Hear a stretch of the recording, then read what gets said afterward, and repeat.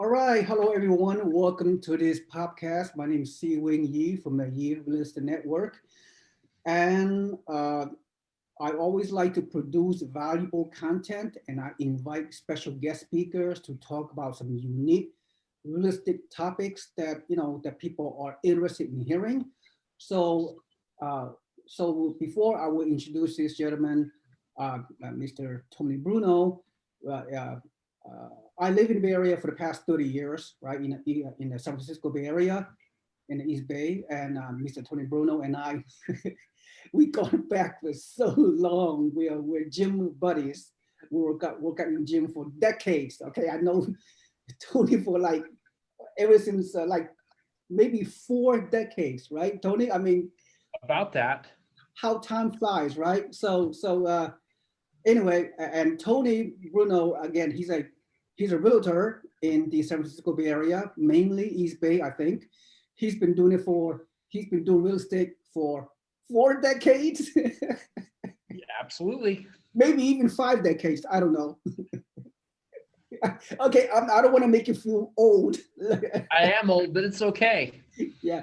So, needless to say, Tony is one of the most successful realtor in the Bay Area all these years, right? And of course, you've done a lot of business. You understand the market. In fact, you have serviced your client from multi-generational. Okay, so you sold buyers home in the Bay Area 4 decades ago. Then you sell properties to their children, and now you you you will probably selling property to their grandchildren, right? That's my plan. So yeah, so you have a pulse of the market. You know what's going on. So this is a strictly a high level interview. I mean, you can from a high level you can talk about real estate in the area. We all been hearing about record low inventory and tremendous demand and record low interest rate. So specifically, let me ask you this, Tony. I mean, the audience wants to know, obviously, the median price of a area, depending on what city, like in San Francisco, the median price right now is probably 2 million, which is insane. The median price in San Jose is like 1.4 million. The median price in the lower East Bay, Fremont, and surrounding area is probably 1.3 and expect to go higher. I mean, this is crazy, insane. So Tony, you can go over like some of your past clients recently in the past 12 months, 18 months. You could tell me, what type of buyers are you getting? Are they high tech? Or they buy? What's the percentage you're getting loans? What's the percentage you're buying with all cash? Where what kind of down payment they come from? What kind of occupation? So the people from my investors in other, people from the other part of the U.S., they want to know what's going on. Some people even think San Francisco Bay Area are about to crash, or you can't sustain this kind of a high pricing. It would become totally unaffordable to many people. So it's just all kind of just misleading information. But we can get it from you, from the horse's mouth. So take it away, Tony. Bruno, tell me what's going on. Well, I think the Bay Area real estate market is like no other in the state or in the entire United States. It has always been strong. I started 32 years ago, and every few years I asked myself, can it go higher? Can it go higher? The homes I was selling back in 1988 for $125,000 are now selling for $1.5 million. Sellers are just sitting on piles and piles of equity. So it's great if you're leaving the area, but if you're staying here, it doesn't do much good. Right. Yeah. So okay. Yeah, I totally understand. So so tell me what's going on. I mean, tell me what, like, typical how long it takes for property to come to the market before they are under contract. Tell me, uh, if you have any kind of data from year to year, from last year to this year, what are some of the changing dynamics, the data? Well, I didn't pull any stats this morning. I can certainly get those for the next time we're on. Sure. But I will tell you, inventory is so low. We're basically into June, and right now, Fremont, the city of Fremont, has a total of 87 single-family homes for sale. Even if you throw condos and townhouses into that, it takes it up to about 140. But when you figure Fremont's got a population of 240,000 people with that minimal inventory, it's a real challenge out there for buyers. And even going out, Newark, Union City, Hayward, inventory is still light everywhere. So it's not just Fremont, it's the entire Bay Area and beyond. So we know 6 months is a normal market of inventory. So what are the data showing? How many weeks of inventory is available right now? Less than a month. It's under 4 weeks right now. Mm-hmm. So on a typical house, on the average, like how many people offering for each house, and how many days before they close escrow and they get under contract, and then what's the percentage over asking typically? We actually just submitted an offer for a young couple yesterday, and we got a multiple counter offer back last night. They evidently had 5 offers on it. It was listed at $799.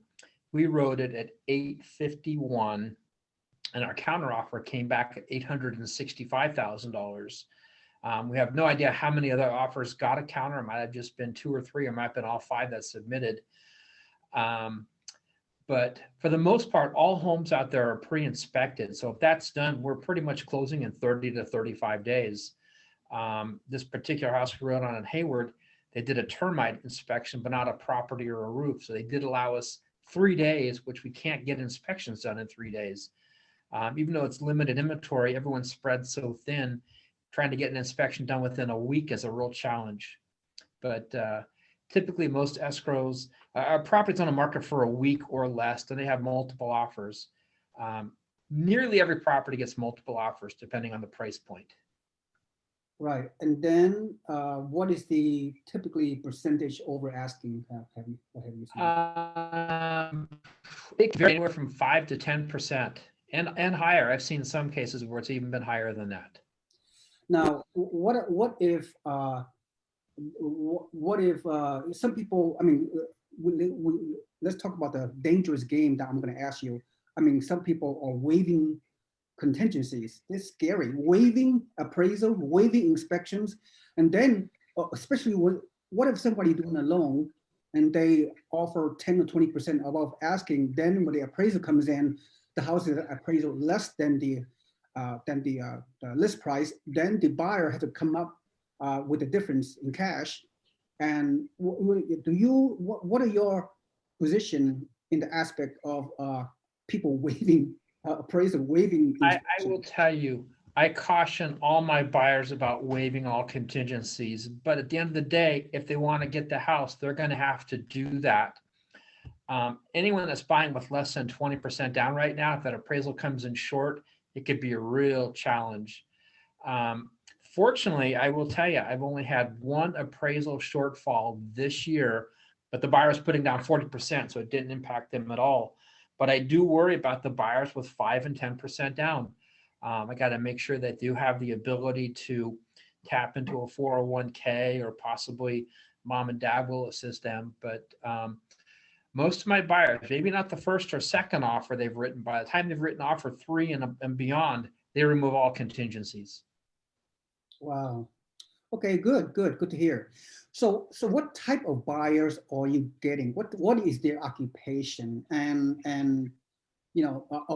also what's the percentage of your buyers in the past 12, 18 months are all cash offers versus financing? In the past 18 months, I've only had one cash transaction. It was one of our buyers. We had sold a larger home for him in San Jose, and he bought a smaller home in Castro Valley, and he paid cash. But I've not seen many cash offers on my listings lately. And actually, maybe I wrote 2 cash deals last year. But we're just seeing a fewer cash offers because the rates are so low. Right. Yeah. So what are the demographics of your buyers? As diverse as the Bay Area.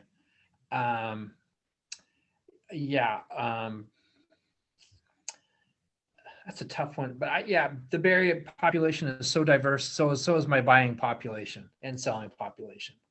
So what about the percentage of your buyers who's in the high tech industry or engineers or those kind of things? Lots of high tech buyers. Either one spouse is in high tech, like the offer we wrote yesterday. The husband, he works for Tesla in their service department, and she's a school teacher. Actually, one of my son's school teachers from many years ago. So it's really nice to help a teacher buy a home locally. Yeah, but for the most part, buyers, especially in the Bay Area, at least one of them is in high tech. Right. Okay. So most of your buyers doing like at least 20% down payment, and yes. And if so, is it the down payment come from what kind of sources? I mean, from their own savings, or they borrow, or they have some kind of like a IPO, shares from working with a startup that IPO, whatever. Where down payment comes from? A lot of them have sold stock to buy their homes. A lot of them have just saved an immense amount of money. I sometimes look at these young kids that are 35 years old and they have $300,000 in the bank, and they've been paying rent on top of that. So it is really tough to get started in the Bay Area. Several of my clients have had financial assistance from parents just to get their foot in the door. But for the most part, my buyers have substantial down payments. I did close one a couple of weeks back where the buyer bought with 10% down. Fortunately, all the stars aligned and the appraisal came in, and we were good to go. But I always sweat it out when they have less than 20% down. Yeah, so that means a lot of FHA buyers, with 3.5% down payment, or borrowers with try to use a VA loan with 0% down. They are very, very challenging. They usually get beat out by other more Well, cash is king. But earlier this year, we closed in January. I closed a no down VA buyer for a property in Fremont for well over $1 million. I think the thing that helped me is the listing agent was even more senior than me. He's probably in his mid 70s and has been in the business 45 years. And he really appreciates how awesome a VA loan is. But so many buyers just don't want to deal with somebody that doesn't have cash. Yeah, that's very interesting, Tony. As you know, I spent 20 years in the U.S. Army active duty, retire, and I have done several VA loans. In fact, I bought my first home in Fremont back in 1991 or 1992 for $186,000. It's a townhome at that time, but now that property is worth like $875,000. Then I bought another home with a VA loan in the year 2000, 0% down. In Fremont Mission District, I bought it for $545K, and right now is valued at like 1.4, maybe 1.5. So yeah, so I see, right now VA loans are very challenging, needless to say. So, all right. So what else? Yeah, so what is going on moving forward? I mean, for the rest of this year, 2021, what do you see as we conclude on this podcast for the remaining 5 minutes? So what do you see? What's your crystal ball for the remaining of this year with respect to? Honestly, I thought March 13th of last year, when COVID went rampant, I thought we were going to see a correction. I thought we were going to see a downturn. If anything, it increased by 20%. I think Fremont actually went up like 37% year to year. I still think that we are going to see a slowdown. I'm just hoping that the buyers that bought in the past couple of years understand that markets fluctuate, and the Bay Area is a very, very resilient marketplace. I don't think we're going to be anywhere near as bad 2007, because we had a lot of those no documentation loans. People really couldn't afford the homes they were buying. The people that are buying today can truly afford the homes that they're buying. So I don't think we're going to see a mass exodus and people walking away because they're underwater. Yeah. So I think we're going to see a slowdown, maybe a slight reversal of fortune, but it's always going to build back to above where it's at today. Yeah, that's right. Because in the Bay Area, they're not building any more land. There's no more land. So any new construction is going vertical, is condos, and you know, it's, I'm not sure when you drove through Fremont last, but there's so much new construction going on right now. Oh my goodness, everywhere. are they condos, or there's no longer single family homes, right? Mostly. There's some single family homes out there. For the most part, though, they are stratified housing, build them straight up and down. Yeah, yeah, yeah. See, I come, I come to Fremont quite often actually to do some shopping.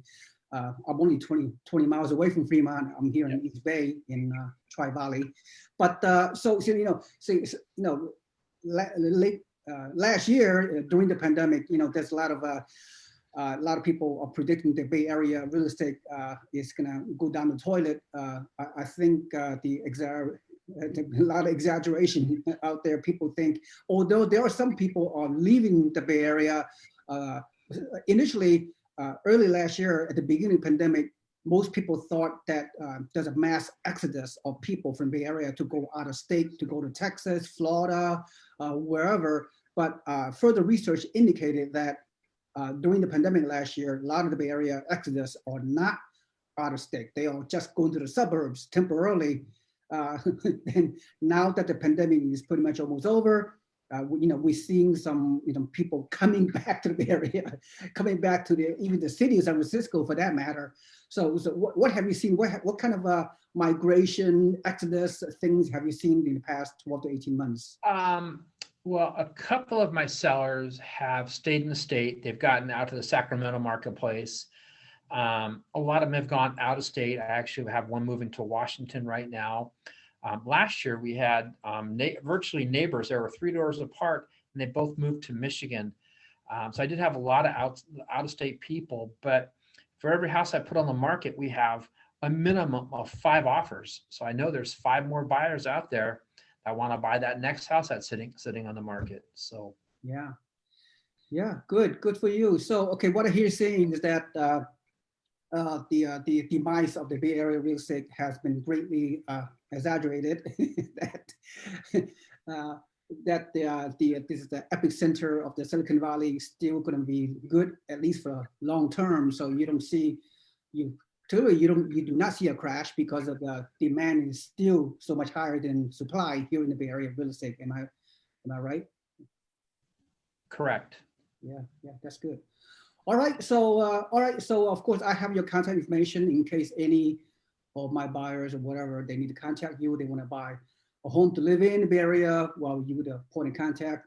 So I have your contact information, so you know, but your email, which is what, I mean, you can give me your email. ctonyb@comcast.net. Yeah, C, the word C as in Charlie. Yep. Okay, perfect. All right, Tony. So I would love to invite you back because a lot of people love to hear about Bay Area real estate, and maybe I'll invite you back shortly. You know, you can, you know, show a little bit of data. You know, you can share the screen, whatever supporting material you want to collaborate your presentation. Next time we do a podcast, I'll be more than willing to do with you. I know you're very busy selling $1 million homes. You know, making a killing in the market. Not that you need the money, you have plenty of money over the years. So, good for you. So, okay, all right. So yeah, that's pretty much I have to say. Thank you so much, Tony Bruno. Would you care to say the name of your is it still Coldwell Banker? I'm Tony Bruno with Coldwell Banker Real Estate. My entire 32 years with Coldwell Banker Real Estate. Yeah, and you concentrate in the mainly in the East Bay, up and down. Fremont. I'm a Fremont native, but I pretty much work all over. As a matter of fact, I have a transaction in Felton, California, Santa Cruz Mountains, and one in Richmond right now. So I'm sort of spread all over the place. Yeah, that's good. Okay, one quick thing. I've known you all these years, Tony, and we talk a lot, especially at the gym and what have you, but not lately. But one thing I noticed about you is because you are an experienced realtor, it's so important to have a knowledgeable realtor, experienced realtor, because especially in this market, there's so many, you know, minefield out there in the real estate market. So having a trusted realtor as a buyer's agent, a seller's agent, is worth the weight in gold. Don't you agree? Thank you so much. I appreciate that. Yeah. All Well, right. thanks for having me on today. Yeah. It was a real experience. Yeah, my pleasure, Tony. Thank you so much, Tony and Bruno. Thank you so much. Have a nice day. Have a nice day. Bye-bye. Bye-bye.